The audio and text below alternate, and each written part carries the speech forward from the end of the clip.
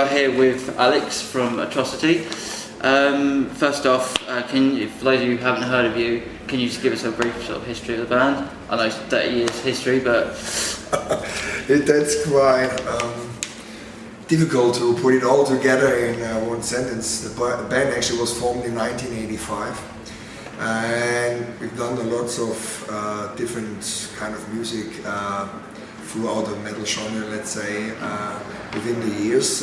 We always wanted to be a very diverse band, as we started as an extreme metal band or death metal band and playing grindcore style and stuff like that. Even then we wanted to be like technical, and our first album, Hallucinations, was the so-called first techno death metal album, I think.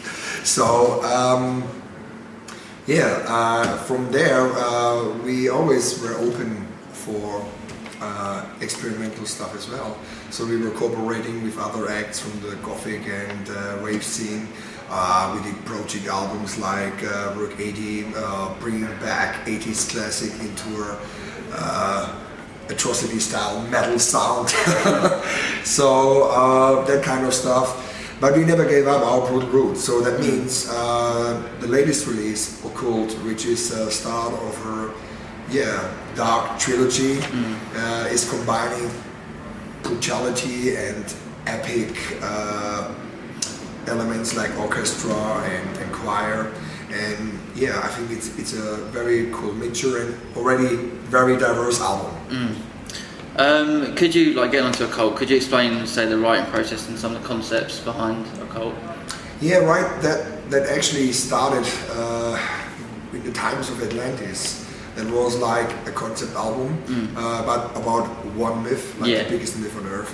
And my folder was big like that already, so I thought there was a lot of research, and it's one of my stuff I also like in private life, history, the dark side of mankind's history actually, behind the curtain, what's going on. And so I thought it would be great to have a trilogy go even bigger than Atlantis, about the mysteries in the world. So here we go. It's a lot of stuff, and we took a lot of time to prepare it. As you said, Occult's going to be part of a trilogy. What are the sort of next parts going to be maybe about, or if any of it's actually been written or recorded yet? I mean, we have ideas, and we recorded actually one song before we went to the UK. Because we run Master Sound Studio, I'm the producer, and so that gives us a little freedom in between touring to record stuff as well. Otherwise, with all this touring cycle, it would be quite difficult to book a studio in a longer time frame at the moment, because we are on the longer time. And we have some cool new and weird stories also, individual stories. It's not like connected like on Atlantis. There is a red line actually. Like the primal fear of mankind is darkness. Okay, that's quite politicians and politics and religion, they use that for their own, how we say that, manipulation of people. As I said earlier, the band's coming up to its 30-year anniversary. Have you got anything special planned for next year? I mean, the anniversary show we did in Wacken is a couple of years back, but we have some time, and we don't know if we have to do it again. Like 25 years, it was great. Wacken, great show, 4 dances, pyros, props, everything. Great stage set with a huge Atrocity logo. With 88 LED lights and all that stuff. At the moment we want to focus on the Occult tour and going to all kinds of places around the world. And there is some special requests always about the Work 80 shows. We also did. But at the moment we want to focus on the Occult album, of course. Okay, I suppose that's going to lead us to my next question. Are there any plans to do another Work 80 album? Like the third part?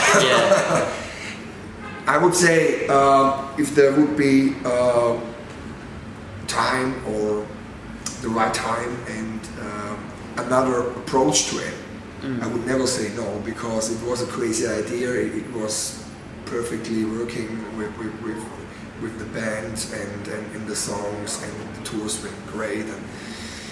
And the fans were demanding more, so I made the second part after 10 years. And we still were talking about some songs might be interesting, but then we have to see when the right time is for that. At the moment is so cold, and we also don't want to confuse people again. We are now doing the brutal live sets and incorporating also Atrocity classics from the old days. So that's working really good. Cool. Getting on to sort of more the older stuff. The reaction to the DVD, You Got Lo Señora. I'm not sure if that was pronounced correctly, or my girlfriend was trying to say that's how you pronounce Yara properly. I did German at school, but some of it's kept. What was the reasoning behind the DVD? Because for me personally, I didn't know Atrocity until I was scrolling through YouTube and saw I think it was you running through the forest and just started talking. So I was like, check them out, and then from then I just bought the DVD and been into you ever since. Yeah. Okay. Anybody not seen the DVD and wants to have an introduction to the band, it's the perfect way with that movie. It's a 3-hour movie. It's like 80 interviews on there, bands, journalists, label guys from all over the world, and they actually show, it's not only us, what the philosophy of Atrocity is, all the variety in the music, all that crazy weird stuff we did in the past, and probably that's the reason there's probably no other metal band out there doing this wide variety, but it's also the reason that people were not really able to categorize the band in one direction. And actually that's what we want. We want to be free of all limits and borders in the genre. We want to break boundaries, and that's what we were doing from the beginning. I remember very well when we started as a band and we wanted to do extreme death metal, grindcore, whatever. There was nobody wanting this. We had to do the tours on ourselves. I was doing the first death metal festivals in Europe, and tours with Carcass and Atrocity, right?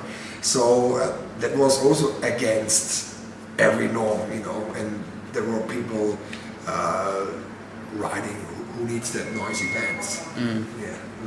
Look at this now. We tour like 40 countries.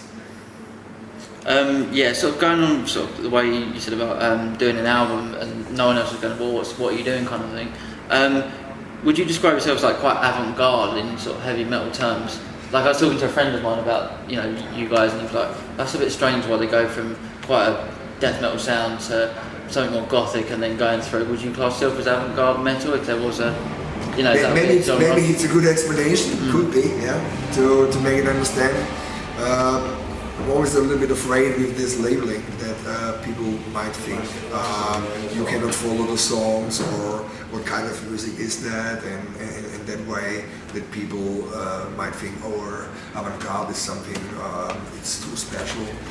No, I think it's just that we write album per album, and then we see like artists in other genres, like a painter is painting, let's say, a dark and evil picture, and then is doing a more brutal or scary and bloody one. So in that genre we are with the dark lyrics. I would describe it more like that, and then like only being a band focused on one genre. Are there any plans to do any reissues of like albums, your earlier albums? Yeah, I mean, first of all, cool thing, I just got a message yesterday from Italian friends who are releasing vinyls, and Night of the Vinyl Dead. So they actually releasing the Atlantis album as a vinyl now. It's a re-release, but very cool gatefold, I think, and very cool artwork and everything. So that's something coming out, and we work on the new album, the follow-up album from Krull, and I don't know exactly when it will be out, but we don't want to wait so long. Touring first. Are there any concepts or themes that you'd like to do? Because you've done Atlantis, you've done vampires. Is there anything you'd actually like, you think, I'd really want to do that, like you said about history? Right, yeah, they're awesome. But at the moment I don't want to tell because we have the two Krull albums and I saw that in the past some ideas got somewhere else. So I better keep them for myself. Sorry. What are the plans for 2014? Just touring and finishing off the album? Yeah, I mean that's number one is touring now, you know, to meet also the fans on the road, to get the energy, to grab the energy back from the fans and go from there. Also in writing new songs, you know, combining it with the ideas which are there. And yeah, that's actually a very good plan because it's always like that if you have an album out and you didn't play the songs live, you want to know how it works live. Is it more intense or are the reactions? And we want to share this with the fans, of course. Yeah. Just a question away from music. Last time I interviewed you on the website, you said about lightsaber duels with your son. But I was wondering, like, what if you've got a favourite aspect of, say, British culture that you enjoy, maybe food, the TV programmes, or a film that you love? Didn't watch so much TV, but I like in general the way of the people in the UK. I like the British humor. We get along very good with our English mates or British mates, whatever, and I like that mentality, and also that people are very warm-hearted when we come here and we play. We're meeting people every night after the show. That's fantastic, and yeah, of course, you have some great culture there. There's no doubt, and something to look at, and we do like sightseeing every day. Even as heavy metal tourists, I think Liv wanted to see Ozzy's birthplace in Birmingham, so we went there. It's actually a little bit out of Birmingham, but anyway, yeah, there are a lot of things we like on the UK, and yeah, the English breakfast I didn't have on that tour. I have to say, and I say tomorrow, last chance, I want to have it. I'm a vegetarian, but get away the ham, but the rest I do. Okay, that's it. Thanks very much for doing the interview for Matterz. Thank you. Okay.